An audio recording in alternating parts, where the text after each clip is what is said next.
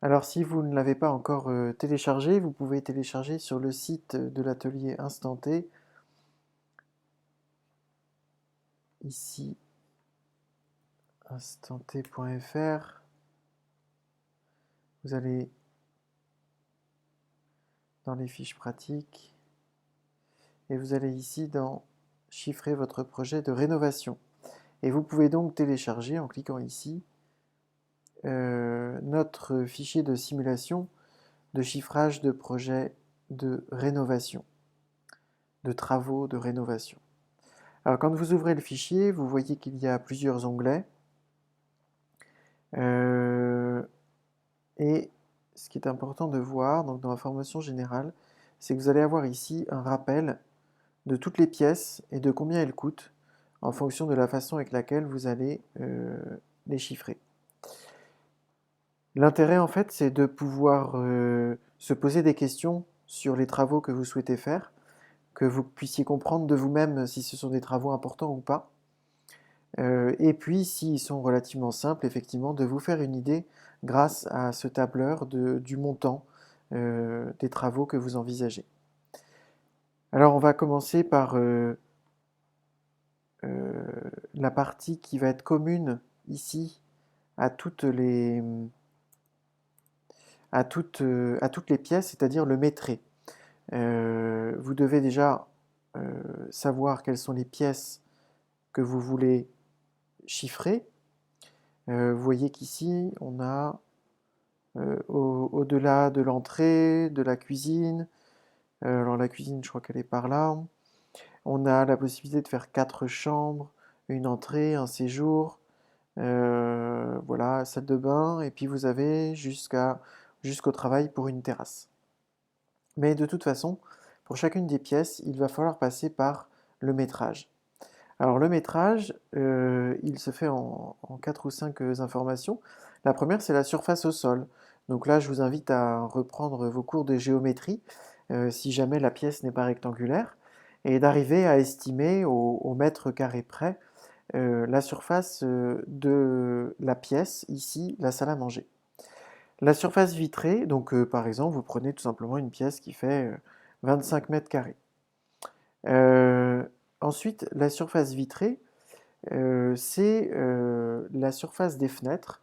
Donc on ne parle pas de la surface de vitre, mais bien de la surface des fenêtres avec ce qu'on appelle le bâti, c'est-à-dire ce qu'il y a tout autour de la fenêtre, à l'endroit où on change, on pose le mètre à l'endroit où on passe de la peinture au bâti de la fenêtre. D'accord? Donc là, par exemple, on va avoir une porte-fenêtre qui va faire 2,3 mètres carrés. Alors, ensuite, on a le linéaire de mur. Donc ça, c'est tout simplement le périmètre de la pièce. Donc vous faites très simplement le tour de la pièce avec votre mètre et vous indiquez tout simplement combien il y a de mètres autour de la pièce. Une pièce de 12 mètres, de 25 mètres carrés, pardon, on a peut-être une quarantaine de mètres linéaires de périmètre de la pièce. Ensuite, vous indiquez simplement la hauteur sous plafond qui est effectivement la hauteur entre le sol et le plafond et on va partir sur une hauteur plus ou moins habituelle. Vous voyez que le montant, la surface de mur se calcule automatiquement. Elle va tout simplement additionner les surfaces de mur, retirer les surfaces de fenêtres, multiplier par la hauteur et vous aurez donc effectivement toute la surface de mur, par exemple, à peindre. Et donc ici, vous vous retrouvez avec le montant de la peinture pour cette pièce. Alors il faut savoir que tous les prix que vous allez recevoir sur ces chiffrages sont des prix marché, c'est-à-dire des prix observés de façon globale sur le marché. Il est bien évident que plus vous ferez de pièces, pour parler que de la peinture, plus il va y avoir de surface de peinture et plus vous allez pouvoir négocier les prix avec vos entreprises. Donc effectivement, pour chacune des pièces, donc là, la salle à manger, pour l'entrée, vous allez pouvoir répéter le même système. Si vous n'avez pas de fenêtre, bah, vous mettez tout simplement 0 pour la surface vitrée.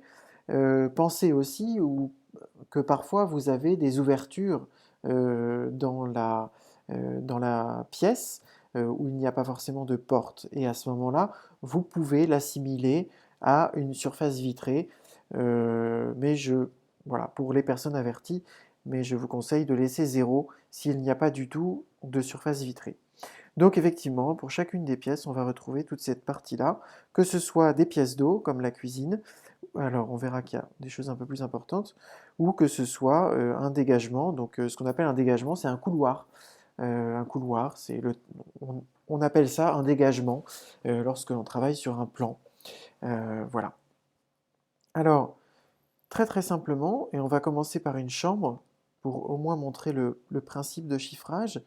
Donc on va répercuter une surface au sol de 12 mètres carrés, une surface vitrée de 2 mètres carrés, un linéaire de mur de 18 mètres et une hauteur sous plafond de 2 mètres 40.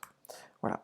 Ensuite, en fait, vous avez les questions clés que l'on peut se poser sur une pièce. Alors, on a par exemple le revêtement de sol. Et là, vous allez pouvoir choisir si vous ne voulez pas retoucher votre sol, si vous avez des dalles décor ou motifs PVC que vous voulez mettre sur votre sol, si vous voulez la pierre naturelle, du carrelage ou tout simplement un ponçage et une vitrification de votre bien. Faut-il remplacer les plinthes, bois à peindre, carrelé assorti au sol, pierre naturelle ou non merci, pas besoin de toucher aux plinthes. Isolation thermique, est-ce que sur la partie de la façade qui correspond à la fenêtre, vous souhaitez isoler? Sur 12 mètres carrés, on peut estimer que 3 mètres linéaires de façade donnent à l'extérieur. Voulez-vous des moulures au plafond? Pas spécialement, ou on garde les existantes, d'accord? Donc vous voyez que le prix reste à 0. Et puis ainsi de suite, remplacement des fenêtres, vous pouvez choisir différents types de fenêtres. Les points d'éclairage, plusieurs possibilités, à vous de choisir, 2 éclairages et interrupteurs en va-et-vient, par exemple. Et puis si vous voulez prise télé, des volets roulants, le chauffage.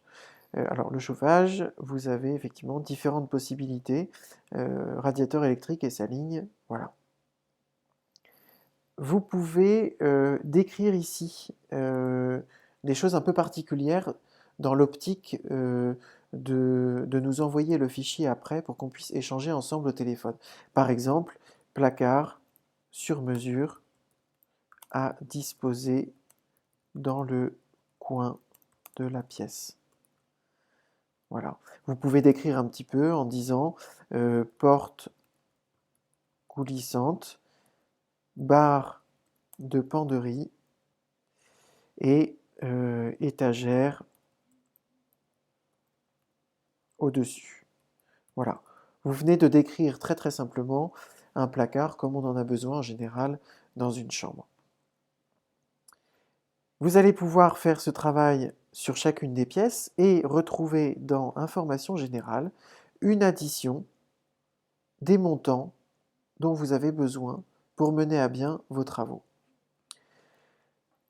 Ici, toujours dans l'optique de nous envoyer le fichier pour que l'on puisse échanger sur la façon avec laquelle vous pouvez au mieux établir vos travaux, vous pouvez remplir quelques informations, nous dire si c'est une maison individuelle, de quelle époque elle date, alors tout dépend si c'est un immeuble ou si c'est une maison, et vous allez pouvoir nous dire à quel niveau cela se trouve, s'il y a un ascenseur ou pas, le système de chauffage, pour savoir si on va devoir retoucher des tuyaux de plomberie ou si c'est juste comment on appelle ça, de l'électricité, et ainsi de suite. Par exemple, si vous me dites que sur le chantier, vous avez une courette privative, il faut savoir que le stockage des matériaux va être bien plus simple pour les entreprises et le montant qu'on va avoir ici va être non seulement diminué parce que vous allez négocier sur une quantité de pièces, mais en plus sur le fait que l'approvisionnement du chantier est simplifié pour l'entreprise. Donc ça, ce sont des points sur lesquels vous pouvez absolument travailler en termes de négociation avec les entreprises. Voilà. Alors, la surface globale des travaux, ça vous permettra tout simplement, si on a un appartement de 55 mètres carrés, de diviser l'ensemble de vos travaux par, voilà, alors là on n'a pas fait toutes les pièces, donc effectivement on est à 156 € du mètre carré, mais évidemment, il faudrait faire la cuisine, la salle de bain et peut-être une deuxième chambre pour que ce montant-là soit évidemment réaliste. Ici, encore une fois, vous pouvez retrouver la possibilité de nous décrire peut-être les besoins particuliers. Nous avons besoin d'une une pièce en plus, par exemple. Ou ça peut être, nous venons d'acheter l'appartement et nous souhaitons remettre aux normes l'électricité, par exemple. Donc ça peut être des choses très très simples. Euh, on va essayer d'aller voir, je pense que vous avez compris le principe de fonctionnement, mais on va aller voir un petit peu la cuisine, qui est une pièce un petit peu particulière, et on terminera par une salle de bain. On retrouve ici les principales caractéristiques de la pièce, qui vont nous permettre de calculer les choses euh, principales de chiffrage. Et puis, vous allez pouvoir ici nous indiquer le nombre de caissons bas. Il faut savoir qu'une cuisine est fabriquée en gros de caissons qui font 60 cm de large. Donc si vous avez une cuisine qui fait 3 mètres de longueur, vous allez pouvoir disposer, on va dire, 4 à 5 caissons de 40 à 60 cm de largeur. Donc vous allez pouvoir mettre 4 ici. Vous allez pouvoir disposer des caissons hauts, c'est-à-dire des caissons de rangement qui vont être à la hauteur des yeux, par exemple 3. Et puis, alors, nombre de colonnes hautes, ça va être les colonnes qui vous servent à mettre le frigidaire. Donc, en général, on en a une, voire deux. Alors, on peut rentrer un peu plus dans le détail, nombre de tiroirs ou casseroliers, ce qui nous permet quand même d'affiner encore un petit peu le montant de la cuisine.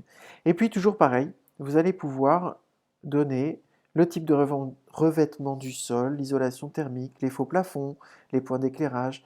Et puis, vous allez surtout pouvoir indiquer si vous voulez un lave-linge ou pas. Alors, attention, le prix qui est là, c'est uniquement le point d'eau et la ligne électrique, et c'est ça qui nous permet de, comment dire, d'alimenter le lave-linge que vous allez vouloir disposer dans la cuisine, et bien sûr, ça ne correspond pas au prix du lave-linge. Et ainsi de suite, si vous voulez un ballon d'eau chaude, un four, le four micro-ondes, évier, alors là, je pense qu'il y a plusieurs choix d'évier, voilà. Et puis, bah, pareil pour le mitigeur, hein, vous avez plusieurs types de mitigeurs. N'hésitez pas à taper sur Internet. Qu'est-ce que c'est qu'un mitigeur à douchette, colle de cygne, haut de gamme? Je pense que tout le monde peut comprendre. Pareil, est-ce que vous voulez un égouttoir? Voilà, est-ce que c'est un rainurage ou un égouttoir qui sera compris dans l'évier?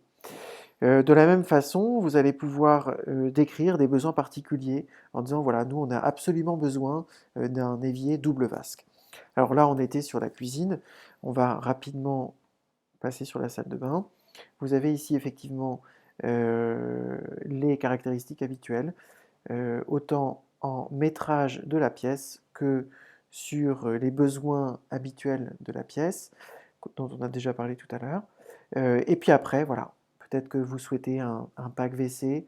Est-ce que vous souhaitez une douche? Est-ce que vous souhaitez un espace bain? À chaque fois, vous avez des choix différents.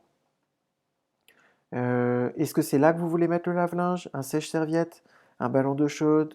Est-ce que vous pensez... Alors, les ventilations, c'est à peu près toujours nécessaire, mais peut-être l'avez-vous déjà? Et puis, toujours ici, évidemment, des choses un peu particulières. Vous pouvez nous dire, on aime beaucoup les galets au sol, ou on aime beaucoup la pierre naturelle, ou voilà. Ce qui nous permettra, si vous nous confiez le projet, grâce à ce document, de mieux comprendre vos besoins. Je reviens sur la partie générale. Vous allez avoir ici un montant total de chantier qui reprend donc toutes les pièces, qui va être un montant minimal.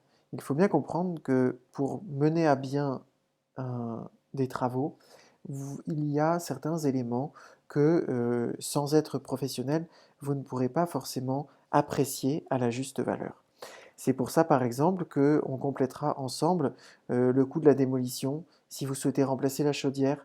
Si jamais vous souhaitez non plus faire un rafraîchissement, la rénovation, mais faire tomber des cloisons et puis réaménager, gagner une pièce ou des choses comme ça. Il faut savoir que tout de suite, évidemment, il y a un coût qui est supérieur. J'espère que vous imaginez mieux comment vous servir de ces différents onglets. Si vous avez des questions, évidemment, vous avez le site internet avec nos coordonnées. N'hésitez pas à nous appeler.